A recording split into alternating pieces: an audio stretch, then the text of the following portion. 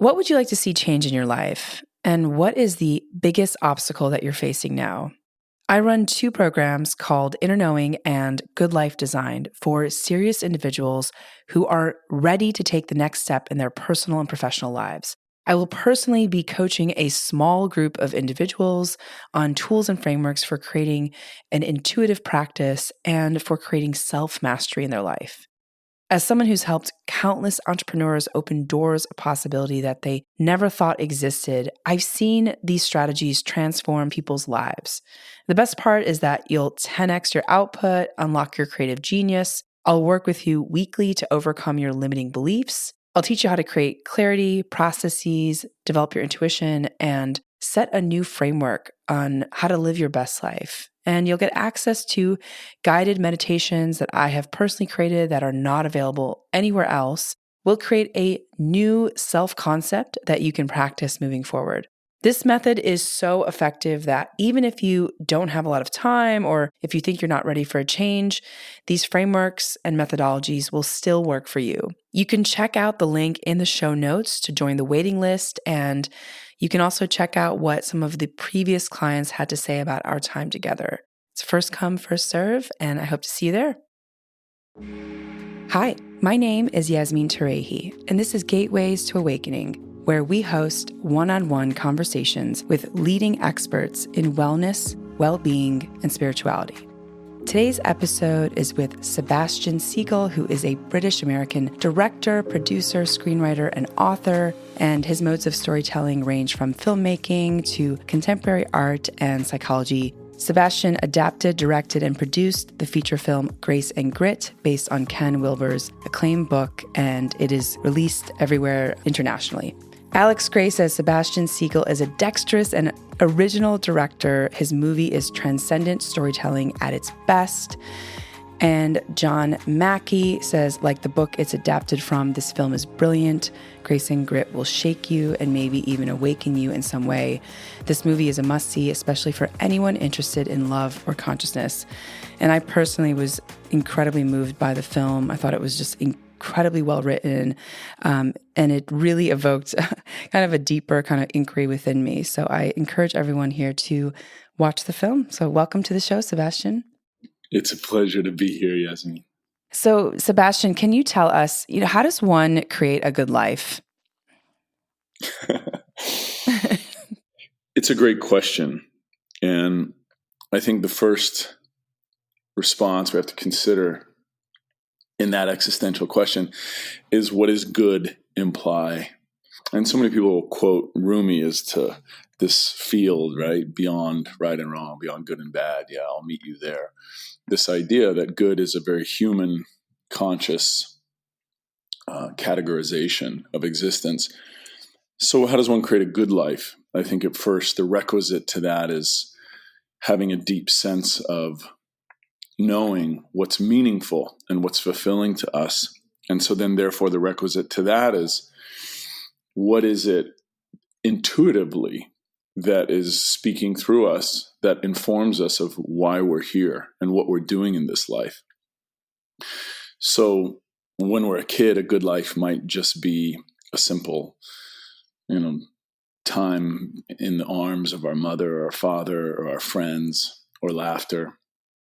And then as we become more mature and complex, it might be bringing things into the world from this space within us that feels that it needs to come out into existence, both for our own satisfaction, for our own fulfillment, for our own sense of meaning and belonging, and also as a means to connect with something that's beyond us so that we might become something that is beyond us, i.e. the extrapolation of consciousness, the expansion of existence, right? It's always changing. It's always growing. Like, for instance, there is no such thing as enlightened, right? It's only enlightening. And this term, even enlightened, suggests that that's the end of the expanse of consciousness. So in that process, I think, what is a good life? I would think of it as destiny as a hand reaching out to another hand. And that one hand is the hand of God, if you will, or spirit, or consciousness. And the other hand is our own actions, our own thoughts, our own courage to show up in the world. right? As Anais Nin would say, life expands or contracts based on our courage, right? And how we show up. And in that same way, creating a good life is listening to this deep inner voice, not this impulse of what we want right now, or this impulse that would drive us away from the things that we're afraid of, either because they're too daunting or because they're too grand and tremendous and they scare us because we don't know if we can carry those things, or that if we can live those life, or that if we deserve that life. And so it's really listening to this deep intuition, deep within the soul, deep inside, and taking action and taking courage and reaching out. And then the hand of destiny is reaching back to us all the time. And it's always moving. Its fingers are trying to touch our own fingers. And so I would say that living a good life is constantly listening to that voice deep within.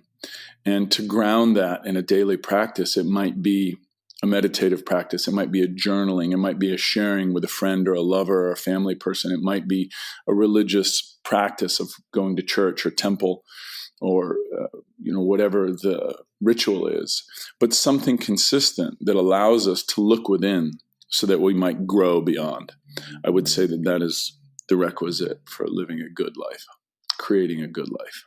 So, I want to double click on something you mentioned about the inner voice versus impulse and intuition. And these are topics I think a lot of people are really interested in.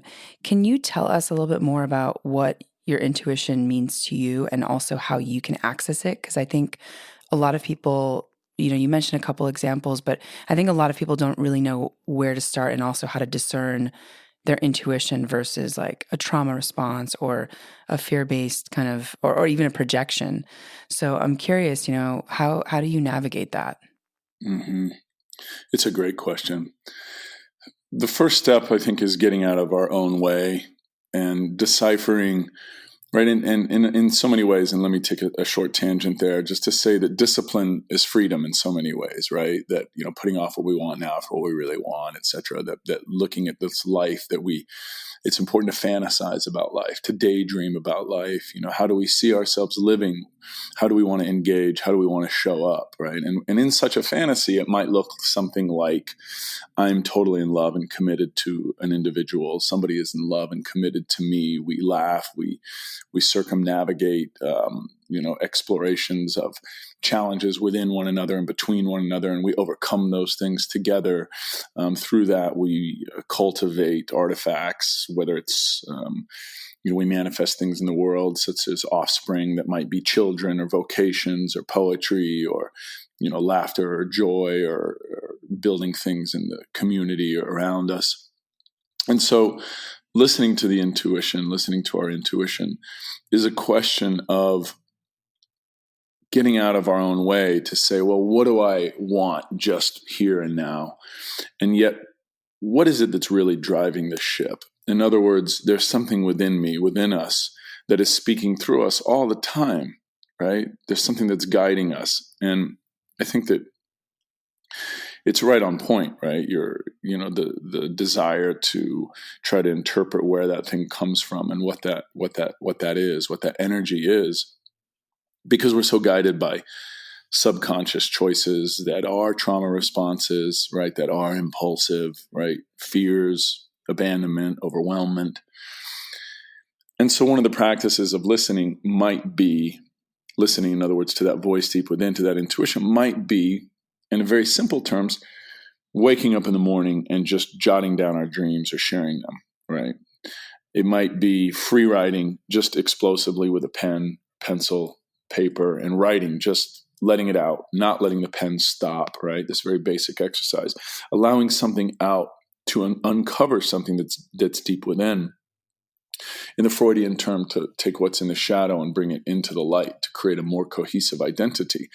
And lucid dreaming has become something that's been very interesting to me my whole life, and something that I've developed in California to do one lucid dreaming immersion experience for small groups, one a month, to be able to uncover what's going on deep down inside and how do I let that thing up, right? What is it that I'm excited by inside of myself and both afraid of inside of myself? And it comes through in moments, sometimes in our dreams, sometimes in our creative writing, sometimes when we are, really at a point of distraught brokenness, if you will, or elation and total joy. And I think that a lot of these human qualities that we have of passion, of eros, will spark the difficulties in trying to attain some sort of union, will spark a conflict by which we have to vocalize those things because we're not at ease unless we do. Whereas prior to that vocalization, we might be at ease ignoring it. Right? So in other words, the intuition is always something that is hiding because it's something that breaks us, that shatters us. And when I say breaks and shatters, I mean it in the most profound way in terms of a spiritual practice, right? That spirituality is not a warm hug, right? It's an earthquake because the ego has to break to be reborn to a stronger new sense of identity. And so the function of the ego is to preserve itself. And yet it has to be broken to preserve at a deeper, more complex level, right? The ego is fantastic, right? But it has to consistently be broken and consistently be rebuilt with a new form of identity. And we've gone through that so many times in basic rites of passage, right? From going to first grade to going through puberty to falling in love to getting heartbroken, et cetera, right? New identifications, self-identifications. So I would say that the deep intuition in the very Joseph Campbell-esque way is if you're walking through the forest and you look down the side and you see all these dark trees and you see a pathway and you're with someone else and they say, no, there's no pathway there, but you see a pathway. That's your pathway. It's daunting, it's intimidating, and yet it's calling you. It's spectacular. It might bring you to your end, but that end is also your own becoming, right? Our own doing. And so I think in that way, it's magical at first, and then it's mystical when it's heeded and when it's dedicated to. And finding that voice is a deep listening within that we have to search for, that doesn't come from just one place. It shows up in our lives in a number of different ways. Sometimes it's in the eye contact of a stranger. Sometimes it's right in our dreams. Yeah, and sometimes it's in deep tears. And sometimes it's watching a play or listening to music and having this powerful laughter that rocks us to the core, that we feel elated and that draws tears, that we're excited about life. And I think that at those moments, that's when we must listen and pay attention and acknowledge that by remarking it. Yeah, by responding to it. Yeah, with the people that we're around. So you said a lot of things. So I want to actually kind of go back to a couple of things. Lucid dreaming is a topic, obviously, that you spend a lot of time thinking about, and you have this beautiful also workshop where you take people into a kind of lucid dreaming environment. What do you think happens when we're lucid dreaming, and why is that an important vehicle for spiritual transformation from your perspective?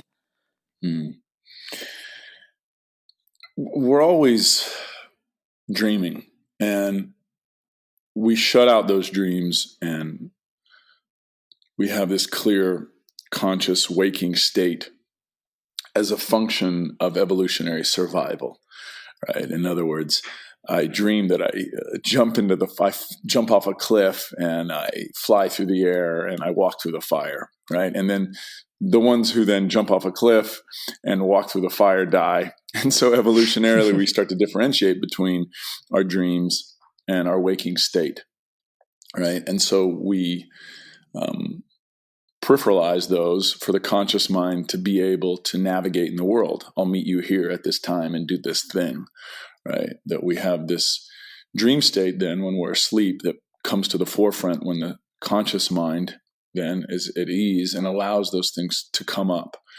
And so there are aspects in our dreams that are informing us all the time of content that's happening deep inside, right? Our shadow, our gut, things that, and as they come up archetypally, and Jung talks about the archetypes, that we're born with different archetypes that are recognizable to us immediately. And Joseph Campbell, who I met when I was a boy at a moonrise in Hawaii, speaks a lot about that, the myth showing up in our dreams. And I think that the power of, or the qualities and the significance and the potential assets that are discovered in our dreams can be something as a means to look at ourselves and what exists beyond ourselves, right? And so if I want to ground that simply, I might say, you think about, your first dream as a kid, one of your early dreams, right? And you remember that as if it was an instant ago, right? You can hold it right there. And your sense of identity, your sense of self, it's still this I-ness, this I am, that today you are very different from that person. And yet that I amness is the exact same, right? You do different things, you look different, you engage differently with the world, you have different desires and hopes, and yet this sense of I am is the same. And so if we take that back even before that time of the first dream you remember, let's say 7 years old or 10 years old or 5 years old or 3 years old or 2 years old or perhaps in the womb, how far back can you go? Let's say it's before the womb, right? Let's say it's in the eye contact of your own parents, of two people that meet and that spark, right? In other words, the memory is accessible to you as a child, your own dream, right? Or your own first waking memory, let's say. And so then therefore you have access to being in the birth canal. You have access to being in the womb. It's just not conscious, right? It's precognitive, right? It's transrational. And so I think that when we pay attention to the things that are going on in our lives, let's say, for example, to make a sort of easy correlation with that, we might grow up, listening to some sort of music that excites us because it's beautiful music, right? Like Marvin Gaye, he's got this beautiful voice and a beautiful rhythm. And then the first time we're heartbroken, we hear Marvin Gaye and it takes on a whole nother meaning, right? That the music rocks us in a different way because the words mean something.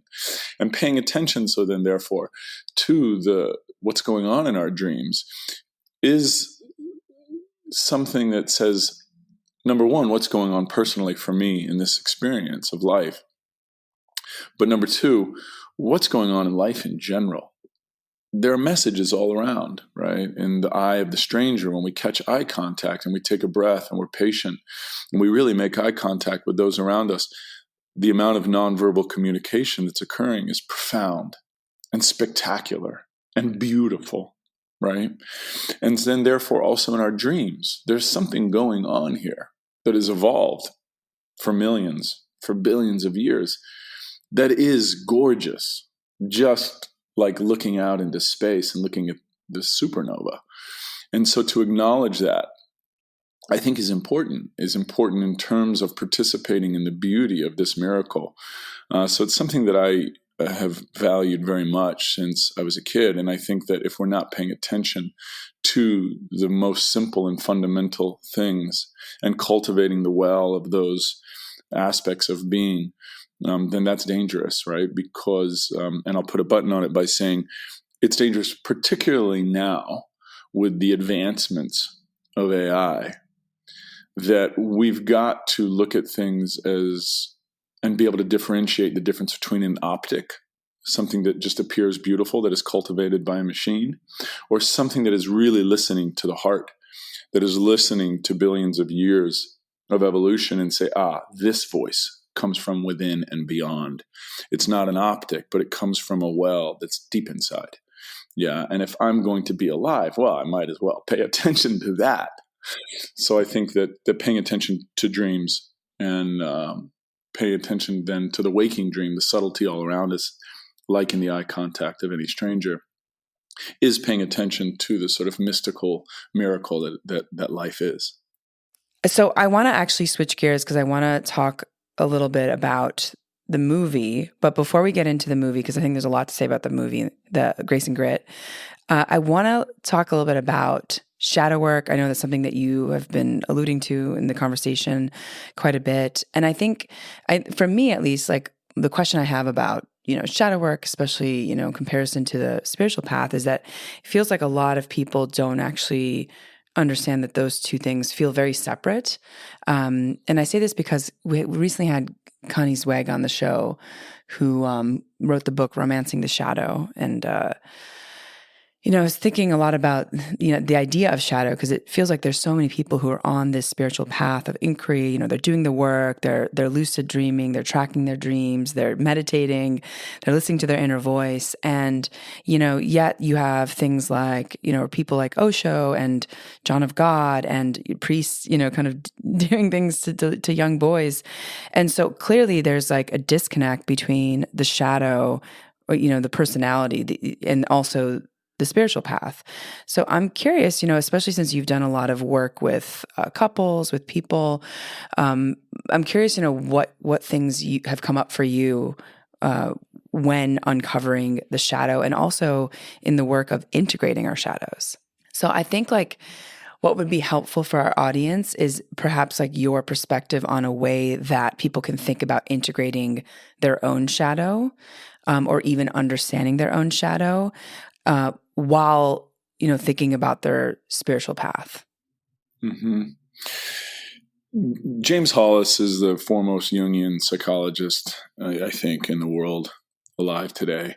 And he's become a dear friend and a mentor for me in a lot of ways.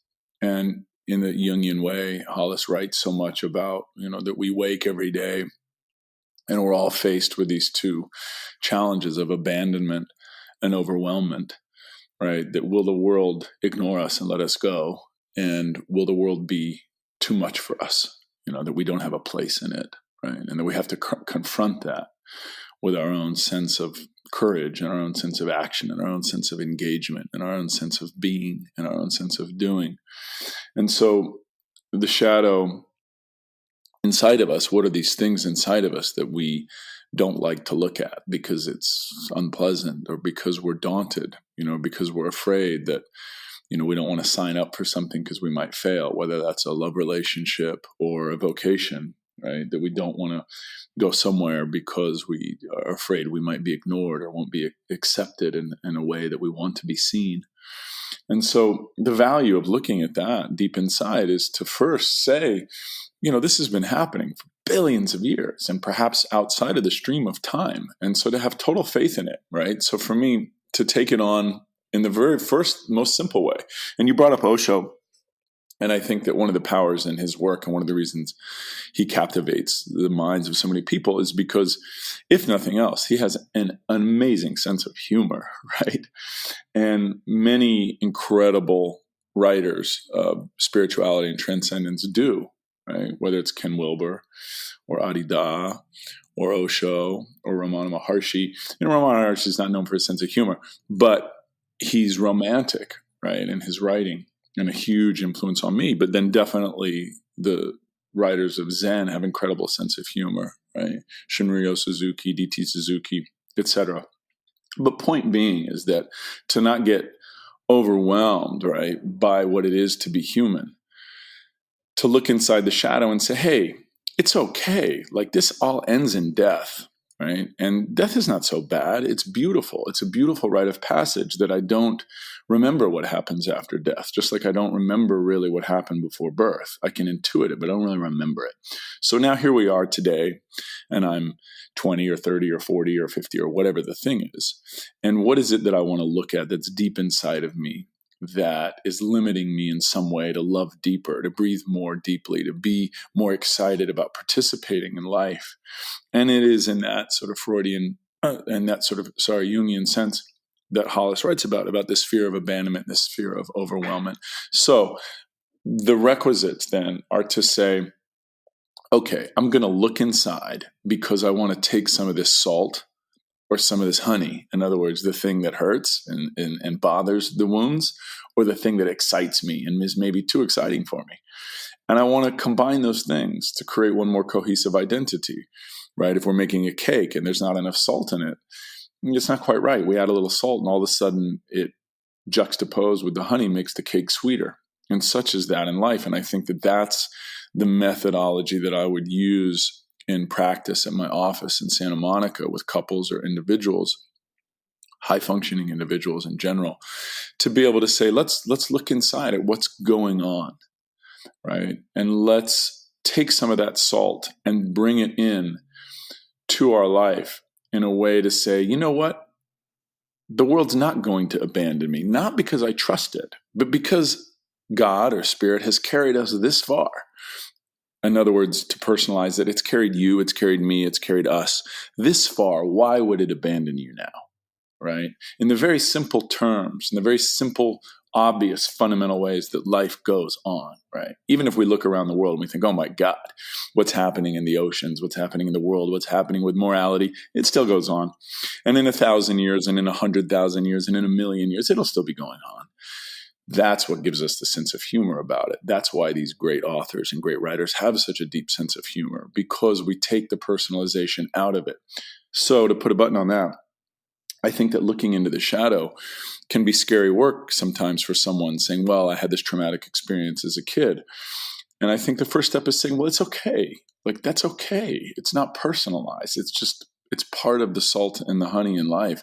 Let's look at it. Let's uncover it. And let's use it as a powerful, powerful force, right, within us. You know, and I'll end on that one by saying that any great artwork that we love, right, whether it's a painting or a movie or a song or a poem or a book, it always brings us to tears in some way, right? And it elates us in others. And so the cultivation of that in our own personality, within our own identity is important. And I would say that the shadow work is part of that cultivation. It makes us more complex, more beautiful beings, more manifestly, more manifest. It helps us manifest more beauty within ourselves. Yeah, absolutely. Absolutely. And I've noticed that when people can't accept their own shadow, they can't accept the shadows of others. And I think, like you said, it's what gives kind of people that complexity and that beauty. And you also spoke about having a sense of humor. I think that's so underestimated on the spiritual path, because I really truly believe that is like one of the highest kind of spiritual access points, right? Is our sense of humor, of just our mortality and the shortness of life. And, my dad actually escaped the regime of Saddam Hussein in Iraq. And he's got such an incredible sense of humor.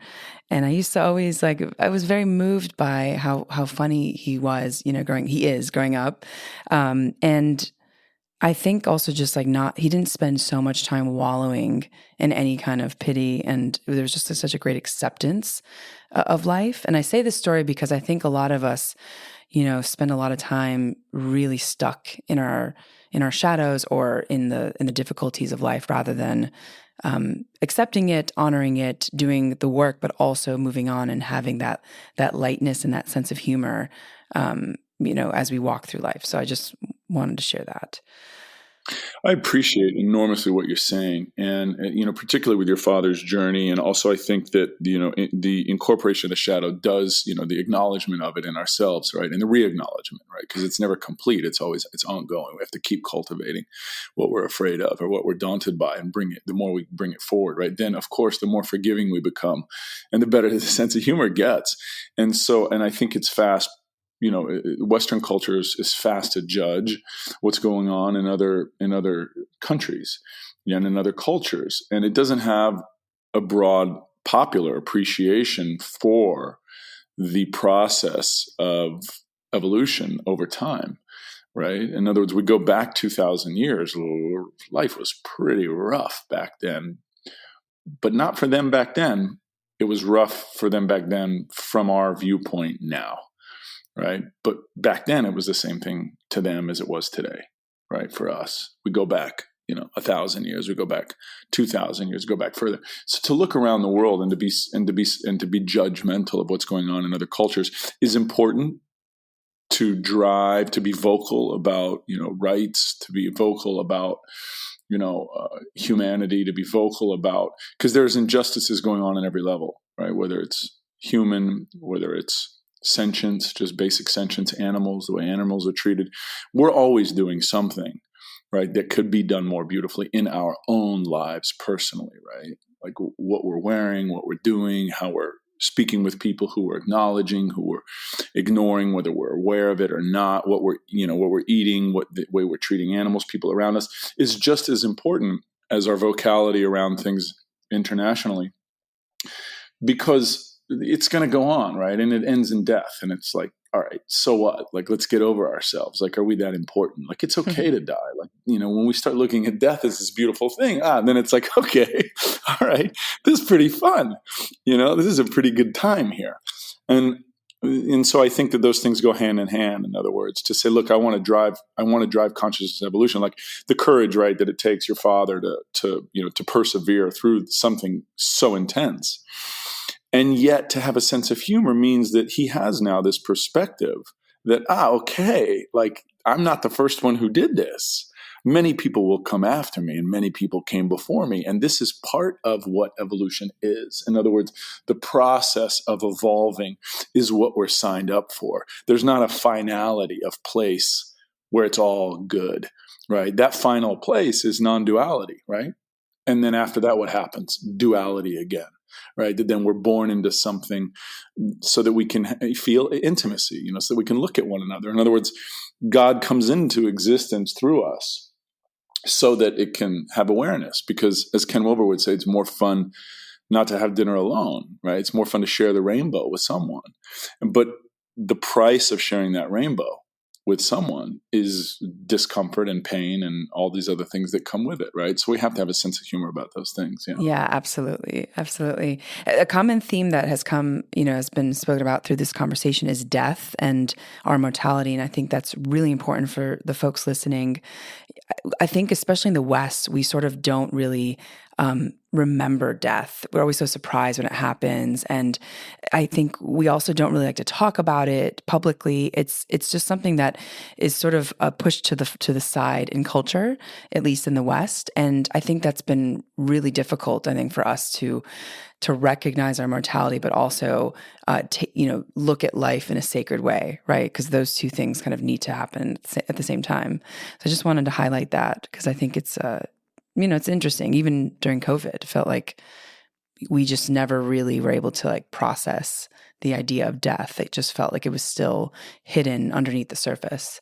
So if there's something that's at the core of my work, right, and I work in consciousness in 3 realms, in writing, producing, directing movies, and in psychology and books, and in immersive meditative experiences, it's really about the celebration of death and the process of that. And when I say the celebration of it, I mean transcendence, right? I mean that as a boy, my interest in the Hindu iconography, these different gods and how they were all avatars of one another, I think retrospectively related something to me that said, okay, this thing goes on and on and on. So like death isn't an end point, or a beginning point. It's sort of both. And that if we can celebrate that, just like the sunrise and the sundown, that if you're outside the earth, there's no sunrise and no sundown. It's only our perspective. And so it's the same thing with death, right? If you're outside of our own personal identity, there's no death. It's just going on and on and on.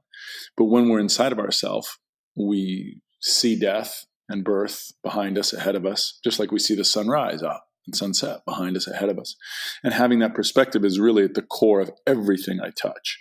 So as you know, you've been to the lucid dreaming experience I facilitate, and I use a number of different modalities, right? Orchestra music, subliminal sounds, live story, binaurals.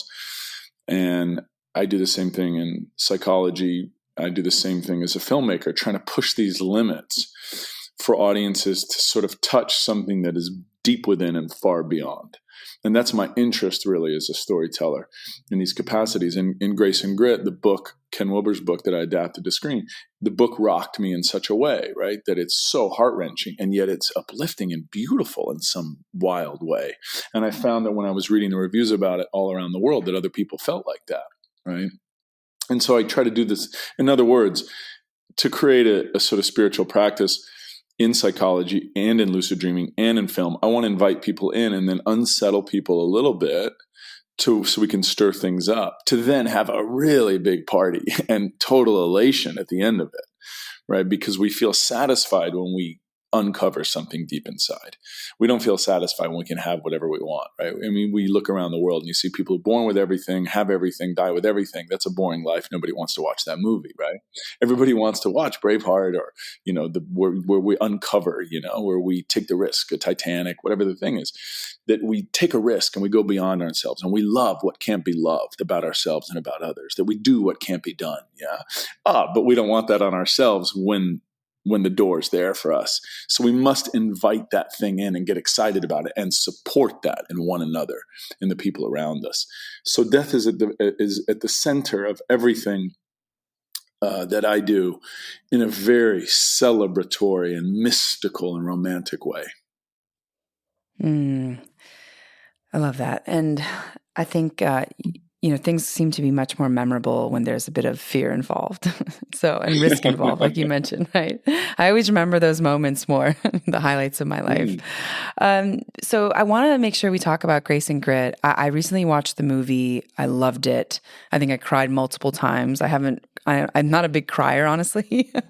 And so it just moved me. And I really didn't know what to expect, to be honest. I did not read the book before I watched the film. And so I didn't have a lot of context around the romance between Ken Wilber and his late wife. But it was gut-wrenching. It really, really rocked me to my core. And I think it also, there was like a remembrance of what could be too. Can you speak about the film, like what creating the film meant to you, why you decided to make this particular film after reading the book, and so many other follow-up questions, but we'll start there. Thank you so much. I am a voracious reader and was reading everybody in psychology and philosophy and spirituality. And then I came across Ken Wilber X a number of years ago, and he just blew my mind. Like, this is, somebody who all the most brilliant people alive today have read and are reading. And so many brilliant authors are popular because you can pick up their books and without having read anything else, the voice speaks to you and it's easy to interpret. And so that's the value of so many incredible authors today, right? And Ken Wilber doesn't speak to a broad pop audience. So the requisite to reading his books is that somebody's already had to read 10 or 100 other books. So, and he's not interested in speaking to a broad pop audience, right? He's interested in pushing the edges of consciousness. And then when I found out, wow, all the most brilliant people alive today talk about him as being one of the most brilliant people perhaps that ever lived, right? From Deepak and Tony Robbins and Marianne Williamson and every psychologist, et cetera, et cetera, et cetera. So when I discovered his work, I started reading all his books, and I just fell madly in love. And he had this radical sense of humor, and he was so brilliant on every page. It's just after getting comfortable with the vernacular, it's so unbelievable. Like the guy's mind is extraordinary, right? And so then Grace, and he's the most widely read and translated scholastic author in America. About 30 books in 30 years. And, when I fell in love with his work, I found that it was part of my own spiritual practice, my cognitive practice, but also my own spiritual practice of listening to something deep within, right? That he was writing stuff that was so romantic and so beautiful and so extraordinary, from every level of religion and science and spirituality and meditation. And it was just mind-blowing.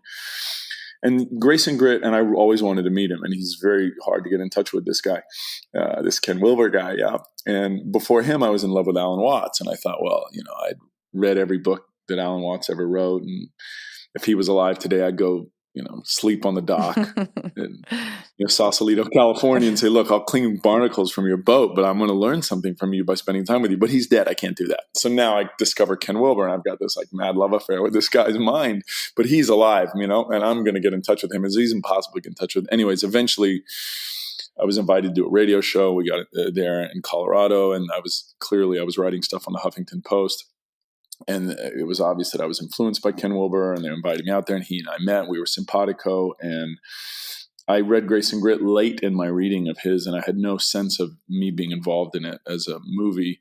But I just thought it just blew me away, like so many other people around the world. And then it really chose me. There was something deep within that I was listening to, my intuition, and I said, I have to be the one to tell this story as a movie. Like, I have to bring this in as part of Ken Wilber's legacy, the sort of gateway perhaps into some, the awareness of him on some sort of pop level. And the film is not pop, as you expressed, right? It's hard to watch in some ways, but it's spectacular. It's super romantic and seductive, and it's gorgeous. But it triggers people. It chose me, that I just surrendered to it. And I said, I've got to be the one to tell this story.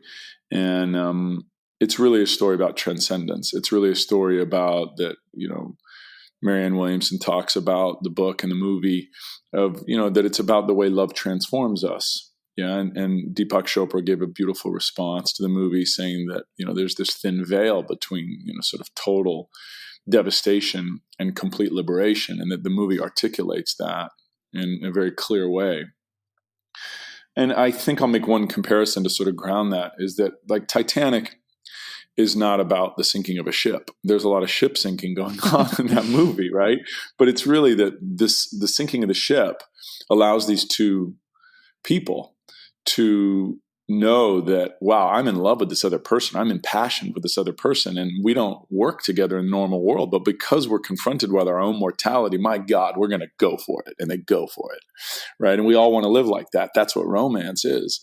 And so in the same way, Grace and Grit is a story. Boy meets girl. Girl gets ill with cancer. They stay in love. And then something else happens. It gets worse, tears them apart. They get back together. She dies at the end, right? But it's not really about cancer, right? It's about transcendence. It's about love beyond life. It's about what are the vehicles in our own lives that allow us to be transformed, that might at some viewpoint to us seem daunting, like something we don't want to enter, but are ultimately the things that are the vehicles for our own becoming and our own deep sense of belonging, that are the requisites to these ingredients of our own beauty. And Ken Wilber wrote so many books before he met Treya. And then when they were together, and the movie takes place between 85 and 91 in Northern California. And then after she passed, he wrote 3 books that rocked the world of spirituality and psychology and philosophy, right? He wrote Grace and Grit, and he wrote The Sex Ecology and Spirituality. And he wrote A Brief History of Everything. And those books are spectacular, right? Spectacular. So I think that when I had the opportunity, after I had known him and become close with him in some way, that I felt like this is a big thing to take on, to carry this torch. But if there's one mind that's alive today that I'm indebted to, it's his. The least I can do as a film director, as a filmmaker, as a storyteller, is articulate this onto the screen for others. Wow. Thank you for the context, Sebastian. I want to actually kind of talk a little bit about the love story between Ken and Trey. Is it Treya or Trey? Treya. Okay. I think, what spoke to me in that journey, I think, like you said, it's just the vehicles that we have for transcendence and transformation come in so many different forms. And this, to me, just felt so profoundly deep. The connection that they had, I think, if I could recall, like the lines from the film, that they felt something just by first touch, right? Like there was just this beautiful connection, and that's rare, right? I think a lot of people don't necessarily have those moments, or at least are not open enough to have those types of connections. I also think, for me, what moved me was the journey of the illness, the ups and the downs, the process of feeling like there's going to be some kind of light at the end of the tunnel, and then that tunnel closing down into darkness. And I also was moved by Ken's commitment to the partnership, because I think that what I've noticed about people in general is that their level of commitment actually is something that you can see in their work itself. So clearly, like, whatever he takes on, it seems like he's incredibly committed to it, even if it's like breaking him apart, and so, yeah, I want to just, highlight those moments and what they maybe meant to you, or what it felt like to actually write the dialogue and the narrative for that. Thank you for what you said there about, and I think that is indicative of Ken Wilber, that he's trying, that he's touching the edges of sort of consciousness evolution in his work as a writer. And And I think that's one of the reasons we were simpatico, and I think that's probably why he trusted me. One of the reasons why he trusted me to take this story to screen. And he never had questions for me once he made the decision that he trusts me. He didn't need to see the script. He didn't need to see anything. And then he loved the film, and he gave a very beautiful review of it. And there's a discussion with me and him and Deepak Chopra and Marianne Williamson online. It's available. It's linked at my site.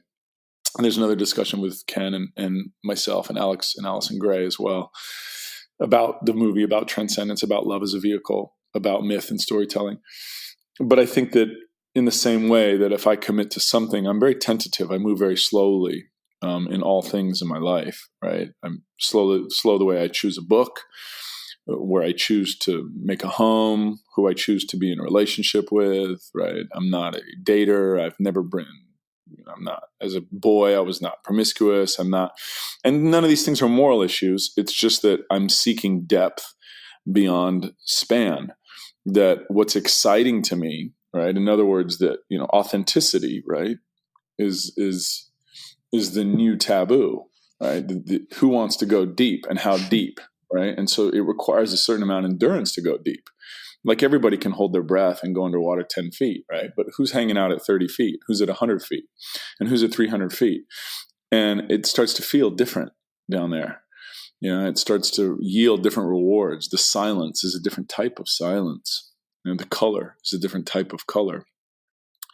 And we start to take on different qualities inside of us. The terrain starts to change, right? A sort of synesthetic dynamic occurs, right? Where we can see sound, hear color, if you will. In other words, as we transform, the whole terrain, right, is holographic and becomes dynamic.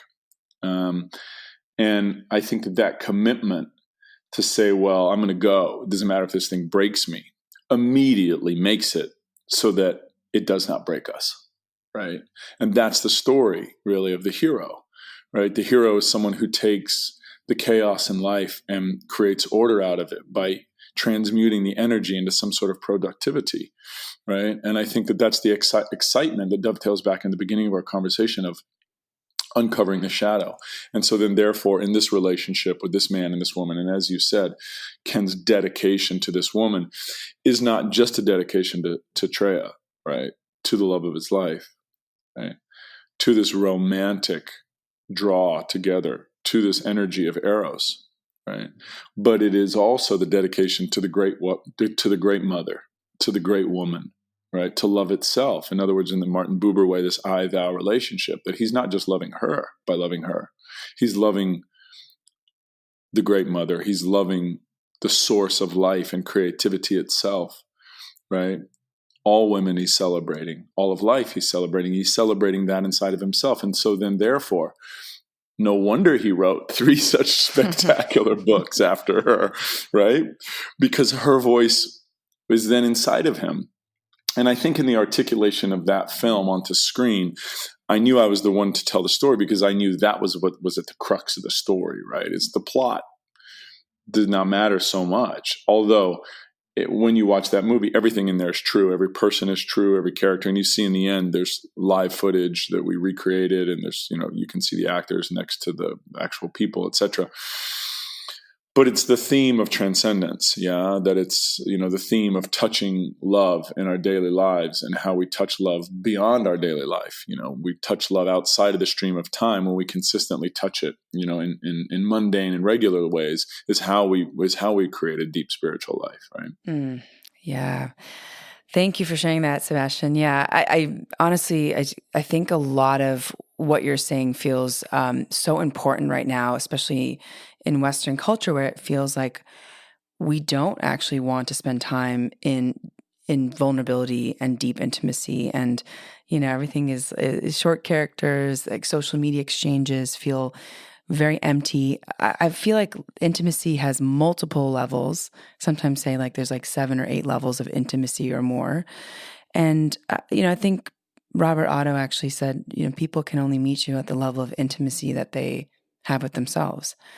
And so I love the exchange in that relationship because it's rare when 2 people can meet at a very deep level of intimacy and are willing to go there, because it does take so much. I mean, there's so much exposure, right? There's so much of self that comes up. And I think, I've talked to a lot of different relationship experts on this, that avoidance comes up as because people are so triggered by their own, maybe the weaknesses that come up that are exposed in a relationship, from another, and would rather numb out or leave or depart.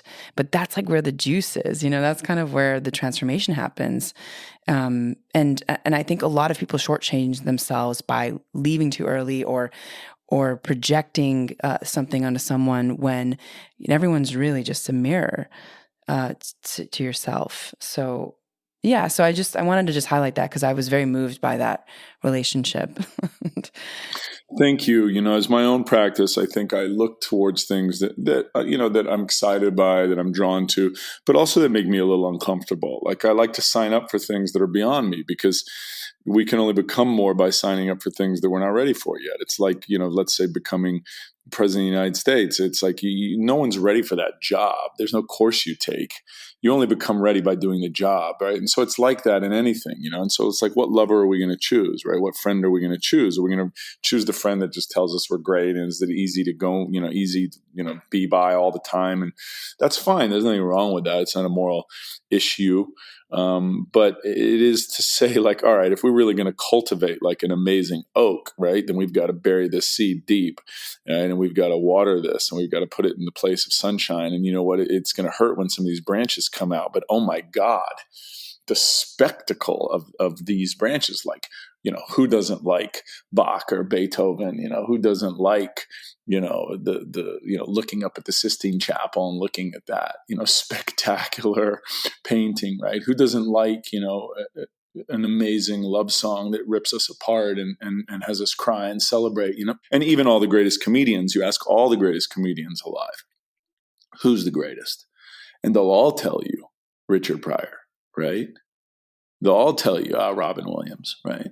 That at the core of that humor is this deep sense of pain, right? That in other words, what we're making fun of in life, in joy, is the very thing that hurts us, because it's kind of funny. It's kind of funny that we're so sensitive with our little lives that are like 20, 50, 100 years long. Like, who cares, let's have fun with the thing. Yeah, it's going to be salty. Yeah, it's going to be a little uncomfortable. But once we get past that, wow, anything can happen. And the requisite for that is staying in it, right? Staying in it. And so, sure, a lot of women remark about how Ken's dedication and devotion to his wife is remarkable, because, sure, it's a reference point for what's possible in love, right? Two people will oftentimes see that movie, and I've had couples come in my office in Santa Monica, or online, and say, "Hey, we saw the movie, we got in a fight afterwards," and then the next day, like, we made love all day, and like we went on like a vacation or whatever.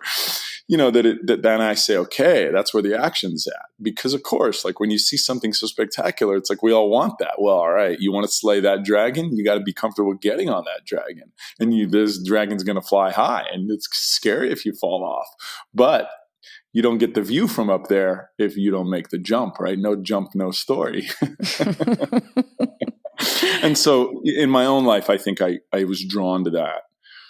I was drawn to that story, to Grace and Grit, and to making that into a film, because I think I know that it's in my molecular makeup, that I felt comfortable right off the bat. I know what that story is. It's not a cancer story. Yes, many people around the world have called me and told me that they held their loved one when they died, and they've never seen anything depicted in such a real way. And so this movie is for them.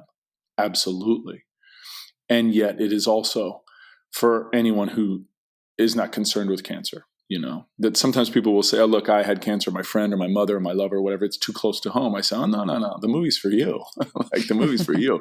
This is a sad movie. You're going to cry, right? But you'll be elated and uplifted at the end, because something is born out of that. In other words, no crucifixion, no resurrection. And my mission as a storyteller in psychology, as a writer of books, and as a facilitator of immersive meditative events, and as a director and writer of movies, is crucifixion, resurrection, but you got to stick through the crucifixion if you want to get to the resurrection.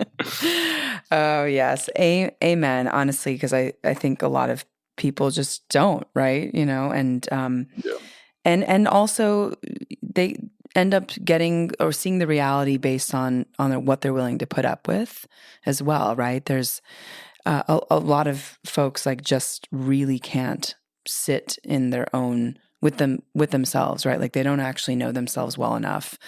And I say this with no judgment. It's just that I think a lot of people today don't really have a lot of time.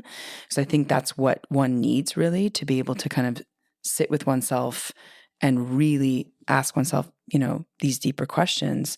And very few people get that opportunity to do that, right? So Sebastian, since we're coming at time, I'd like to understand, like, why do you think that this subject is so important? It's telling the story about grace and grit, and also the themes that have been brought up from the beginning about courage, about mortality, sitting in the uncomfortableness. Why do you think these topics are so important for humanity right now? The first movie I made was a documentary called Awakening World. It's a very short, simple film. It deals with 5 questions. What's the purpose of life? What's love? What's heaven? What's hell? What's intimacy? And it can be seen on my website with trailers and clips, etc. And when I took that film around to festivals, the Q&A would always go on beyond, because everybody wanted to discuss the film afterwards, and it would just always, they couldn't get people out of the theater because people wanted to engage so much. And then many people said, you got to take this to prisons, you got to take this to jails. And so I did. And the same thing happened there. And I created this curriculum for kids in juvenile detention, and the same thing, that the value of it was the asking of the questions, right? What's love? What's the purpose of life? What's heaven? What's hell? What's intimacy? And when I say heaven and hell, I mean, like, what's the worst we can create here, and what's the best we can create here together between us? And so this film, this story, this book, Grace and Grit, is important in the same way that so many love stories or love songs or poems or artworks about love are important, because there's no finality, right? Love exists before us and after us and beyond us. It's a stream, an energy, and a current that we fall into. And Khalil Gibran writes about it so much, right? That it's not that love is in me, it's that I am in the heart of God, that I am in the heart of love, right? That I awaken to it, that I open my eyes, right? And when your heart's on fire, every face is beautiful, right? All eyes are spectacular. Yeah. And I feel that way, and I live that way. Yeah, I operate that way, no matter who I'm in contact with on a day-to-day level. I demand that of myself. And so I felt that this story in this book, and so then therefore this movie, I wanted to articulate the reference point for what's possible in love. And these are 2 human beings that we see them at their best and we see them at their worst, right? That they showed their vulnerabilities. And the film adapted from the book, which chronicles their journals, is transparent. And so to say, well, wow, these are 2 really evolved human beings, and look at them when they falter, and then look how glorious they are. And they're only able to be so glorious because they falter so fully. They commit so deeply to their faltering. And so then therefore they can rise so high. Yeah. And I said, wow, that's a reference point for what's possible in love. And if I'm alive here now, I don't know how many more instances I'm going to be alive, but I want to love like that. I want to be loved like that. I want to share like that. I want to become like that. I'm willing to commit. I'm willing to go inward and onward, because everything else, and again, it's not a moral issue. It's just, I've done that, right? Like, I want to take it to the next level. And so then this movie is not important for everyone. But if people want to take it to the next level of life, of transcendence, of meaning, of fulfillment, of love, then this story is a potent one. Sebastian, thank you so much. So what sort of things have surprised you the most after completing this film and looking back on your journey of making it? That's a good question. I don't know if I get surprised. I mean, I gave myself fully, right? And making the film almost killed me, on every level. I mean, if anything, it's content that I'm comfortable with, and it's content that I appreciate and that I am devoted to, right? When I talk about transcendence and love and deep romance and becoming. And I'm surprised, I suppose, because of my vantage point, that more people aren't interested in that. And yet I'm also not surprised, but pleasantly, that so many brilliant people around the world have lauded the film. Yeah. That when the film came out, there was like 3 really scathing reviews. Yeah. And one woman who wrote for the New York Times, and nothing against her, but she just destroyed the film, was like, this is the worst film that was ever made, And then when I read the review, I didn't care. I was just like, wow, I wonder why she was so triggered. And then I look at the movie and it's 98%, right, on Amazon. And people were very defensive about it because they felt like, has this woman ever held someone who died in their arms? How can she mock the film so aggressively?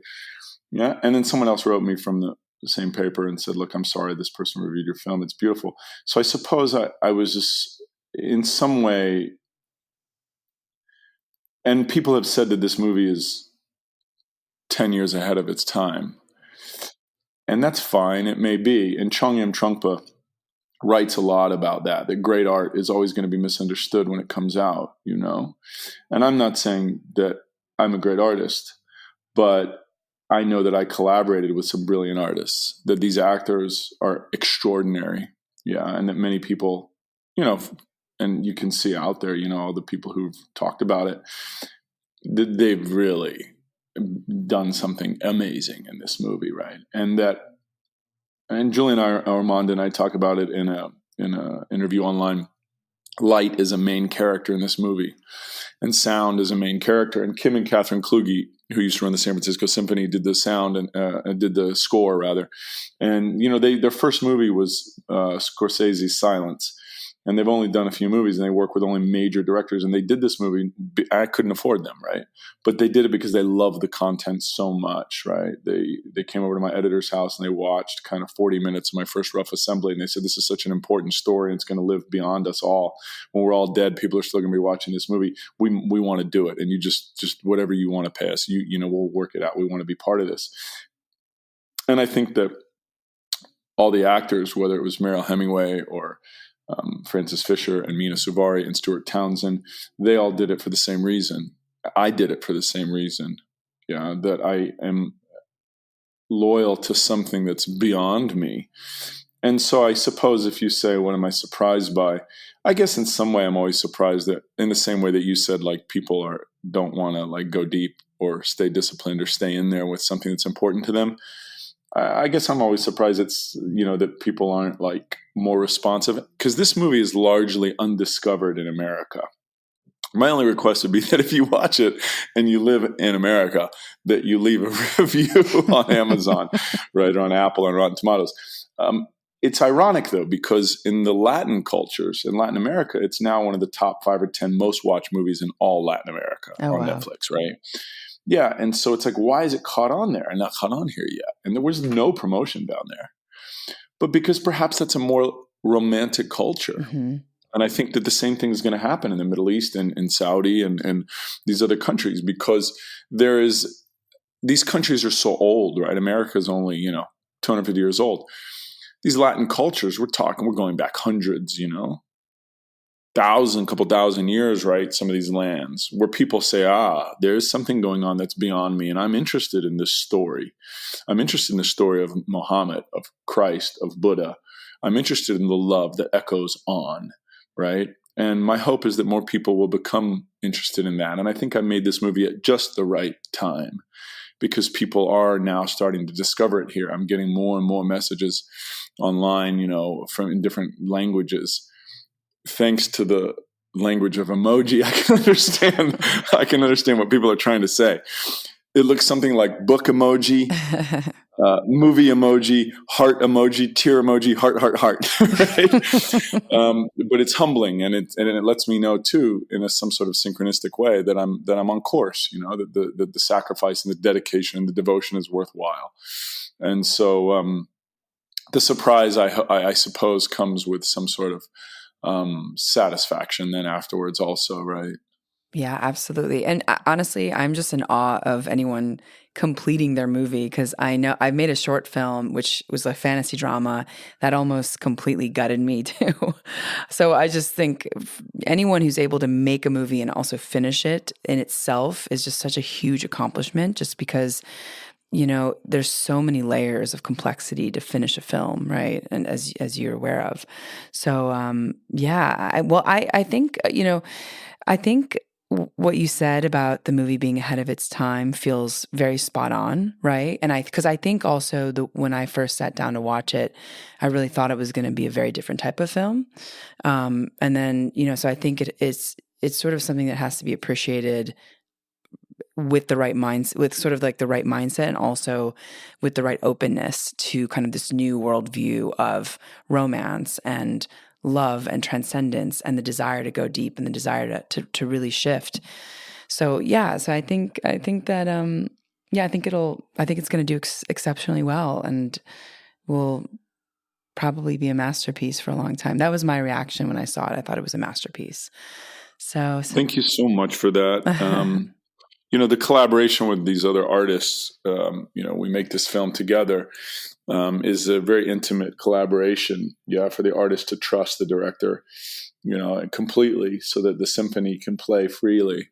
And so that then the notes of the instruments pick up in one another, across the symphony, is the art of directing. And, I'm in production now on, 3 other movies, right, that I'm directing, that I'm producing, some that I'm co-writing, others that I'm not. And certainly Grace and Grit has facilitated, these other films. One of them, the soonest upcoming one, is called 180, which is also an inspiring story. It's a broader pop film, but a story about sticking in there, and allowing allowing the miracle to happen. And I think that, one of the things when this film came out, if nothing else, that the most tender, brilliant directors that I know, right, who are alive today making mega movies, called me, when the movie came out, and said, like, oh my God, like you did it, like you just did something that they don't make. And the most common thing I heard from my peers, other producers and directors, was they don't make movies like this anymore, right? They don't make movies like this anymore. And so that's what I set out to do, I think, with that one, in service to the book, in service to love. Amazing. Sebastian, thank you so much for your time. Really, really appreciate your time. Are there any resources that you can point folks to in order to learn more about you and your work? Where can we watch Grace and Grit, and also where can we follow you? Grace and Grit is in America and Canada on Apple, Amazon, Showtime, Hulu. Internationally, it's usually on Netflix. There's a website, graceandgrit.net, though, that has a number of different logos. Those logos are all hyperlinks to different outlets from, all sorts of major outlets around the world, interviews and discussions around the film, etc. Myself, I don't use a lot of social media, but I do use Instagram lightly. Sebastian Siegel, Siegel, with a digit 1 after it. And I respond to pretty much everything on there at some juncture. And then for psychology, my website, deeplyconscious.com. Deeplyconscious.com is also another source of. And I'm starting to use Twitter from time to time, just my name, Sebastian Siegel, as well. But if anyone sees the film, and if anyone is interested in psychology and the resurrection that happens after the crucifixion, then please contact me. Absolutely. Amazing. Thank you so much for your time, Sebastian. And for our audience, thanks for joining and for listening. In this episode, we learned about so many things, Grace and Grit, how our unconscious and conscious thoughts really impact our lives, and so much more.